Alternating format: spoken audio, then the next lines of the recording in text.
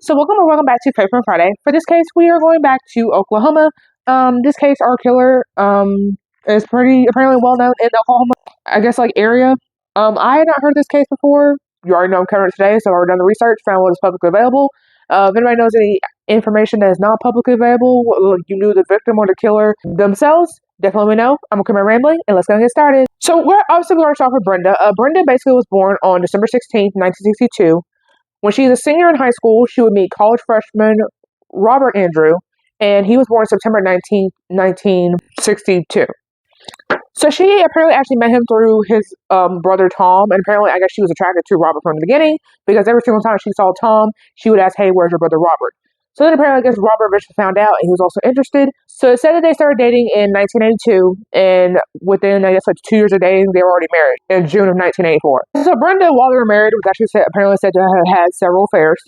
Robert would find out about every affair that he found out about. I guess he wanted to have like record of it, like who he was with, how long it was going on, this, that, and the other. Still stayed with Brenda, I guess, like for future reference in case he finally decided to divorce. I guess he had like proof she was being unfaithful, so it'd make him look better in court. And then apparently there were times where apparently he was leaving town for work. Like I said, this story takes place in Oklahoma, and Texas is like right there with Oklahoma.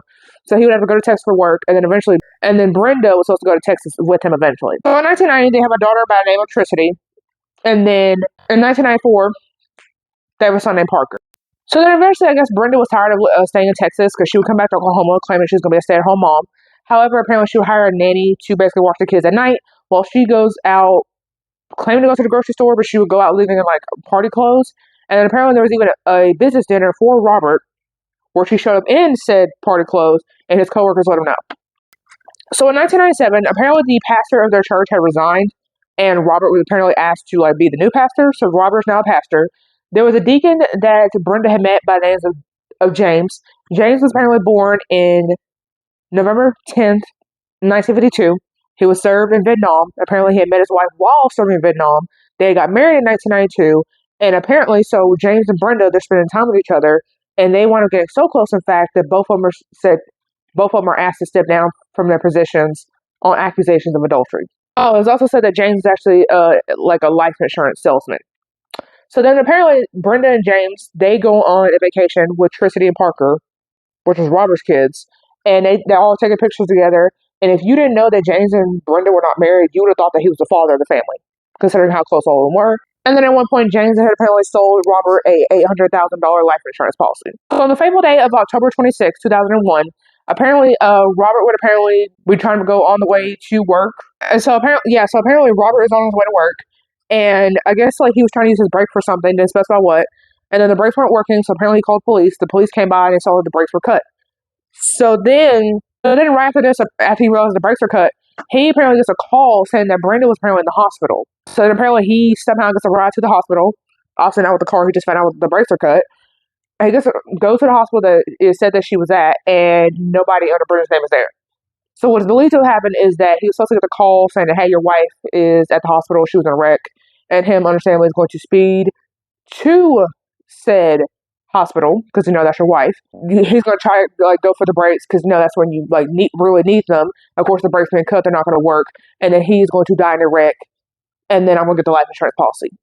So yes, while it technically is murder, if he dies in a wreck, that is still count. It usually counts in a life insurance situation. Robert eventually finds out about Brenda and James. Doesn't specify who he found out from, but apparently he found out. He asks for the affair to stop immediately, which, pretty understandable. Brenda then proceeds to file for divorce. Robert then decides, okay, well, since you're filing for divorce, you're not getting life insurance benefits if I die. So then he goes and tries to have it set to where his brother Tom. But then James goes and forges Robert's signature, so that way Brenda technically will be getting it, even though he had it set to Tom.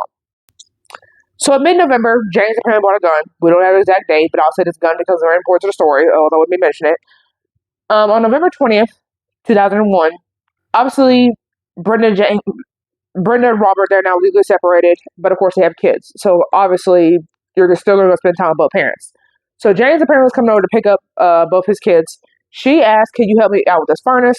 And I guess even though she is currently about to be ex-wife, he still has some love for her, I guess. So he's going inside about to help what he thinks is about to be a furnace. Instead, apparently, the story that Brenda gives is that there's two men that shoot at Robert.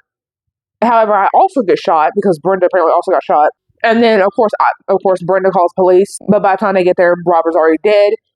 And she claims that there was a robbery. However, of course, they checked the house because the garage door was open and nothing was stolen. So then they look at the life insurance policy and see that the forged signature that Robert did not have the Jesus fish. I know there's a word for that, but I can't pronounce it. I'm just going to put it on the screen so you know exactly what I'm talking about, because apparently Robert would always use the Jesus fish for his signature because I guess that was his thing, or he knew that somebody was going to forge his stuff, and who you notice over just doing a little Jesus fish. I had never seen that before, so Robert was smart doing that. So apparently, police had said something about there being like 3 gunshots, but only like 2 shell cases were found.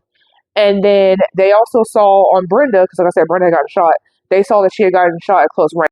So Brenda's next door neighbor, Judy, apparently comes back home from vacation and finds her shoe rack missing. She finds it under her bed. She goes to her attic and finds bullets. She assumes it's her son, and then apparently, I guess, confronts him about it. Her son apparently came over the day after the murders to get a playpen that was ordered for her daughter.